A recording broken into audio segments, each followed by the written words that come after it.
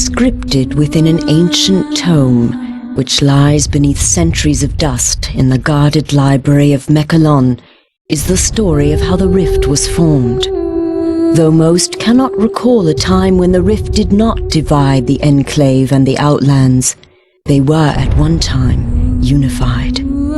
At that time, there were lands where the very essence of magic was believed to dwell, for they were lush and prosperous. All who did not hold the secrets of the soil, which were protected by the Pact of Jifuro, coveted these lands fiercely. The great demon Vatar was among these envious creatures, for he believed that with the magic of these lands in his grasp, he would surely become invincible. And so, he led his army to attack the dwellers of the land and lay claim to it for himself. The battle raged on and on, until at last the mighty wizard Zale stood alone against Vatar to protect the lands. When all hope seemed lost and Vatar's victory imminent, Zale struck the final fatal blow. With a roar of anger and anguish, the wizard slammed his staff into the ground. The world trembled and then parted beneath Vatar's feet. A scream of outrage erupted from the demon's throat as he fell to his defeat. However, victory did not come without a price. The chasm that grew from this powerful blast of magic was too vast to be traversed, and the people were separated as much as the lands. Those who had come to aid their brothers in fighting against the demon's army returned to their home called Mechalon with stunned minds and heavy hearts. The Pact of Jifuro had been broken, and they had become separated from their brothers. The denizens of the Outlands, a dark and selfish people, became known as the Dreg'Atar, and the Enclave of Magic Land, which had been divided from the rest, formed a peaceful city called Celenheim. In time, all wounds are healed, for in the lengthy span since it was torn asunder, it seems that the magic inherent within the world has begun to knit the land back together. The rift grows smaller and can even be crossed in certain locations. Though it should be a time of celebration and rejoicing, such is not the case. For despite the passage of time, the greedy Dreg'Atar still lust after the lands of magic. Raid after raid has been sent into the Enclave in hopes of weakening it for the major attack the Dreg'Atar intend to wage as soon as they are able.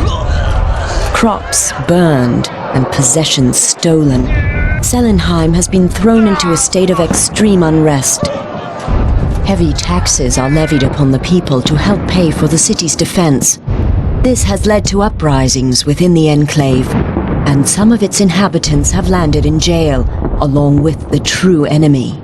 And it is here that our story begins, a few rebellious grains of sand within the ever-turning hourglass of life.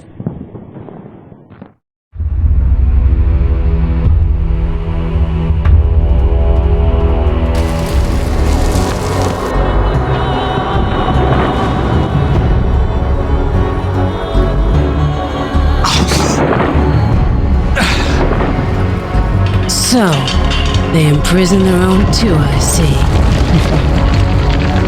The sound you are hearing is the sound of your death. The rolling thunder of my fellow Outlanders. The sound of the Dreg'Atar slaughtering your kind and scaling the walls of this puny fortress. They are coming to set me free. And if they don't get to you first, I will personally rip you apart.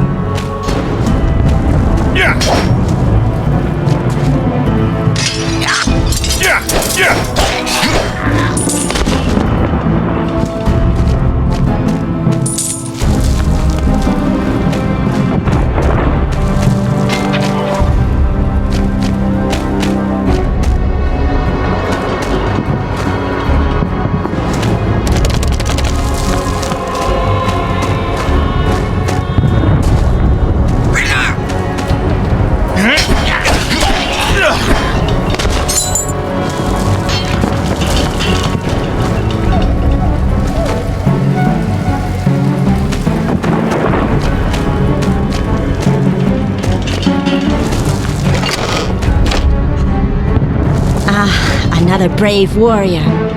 We should join forces.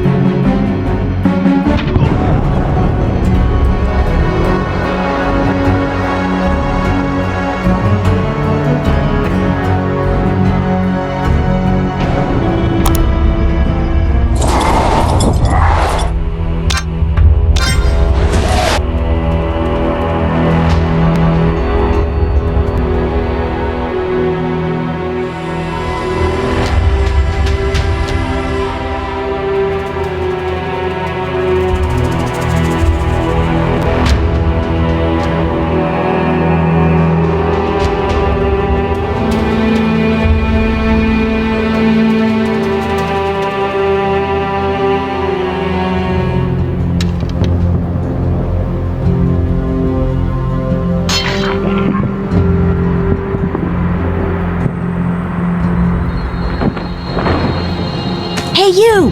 I could use your help here! The courtyard is crowded with enemies!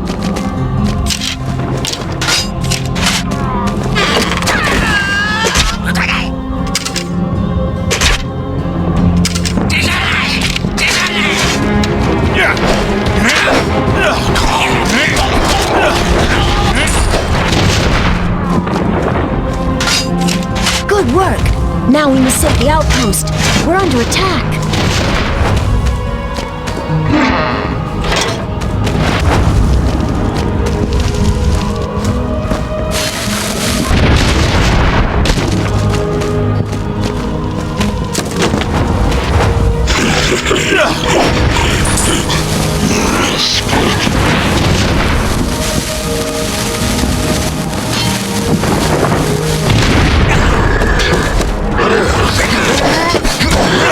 Yeah!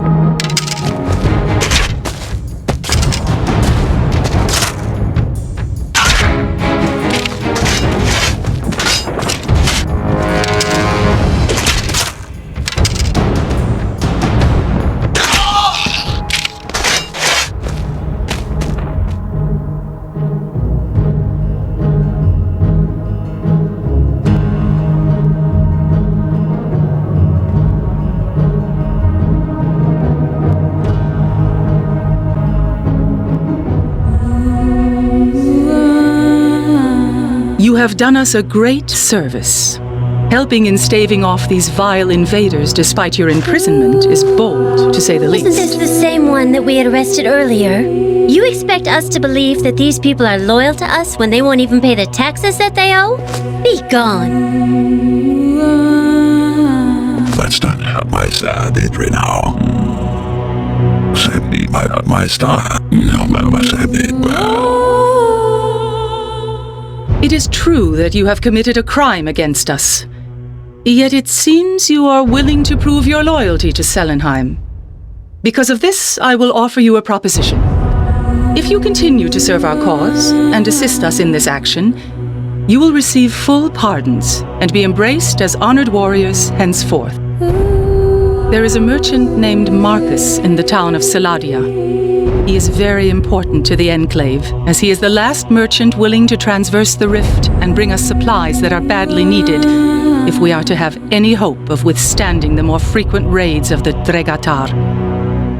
I have received word that the Dreg'Atar have assaulted his convoys and attempted to assassinate him. He must be protected. We won't survive long without him.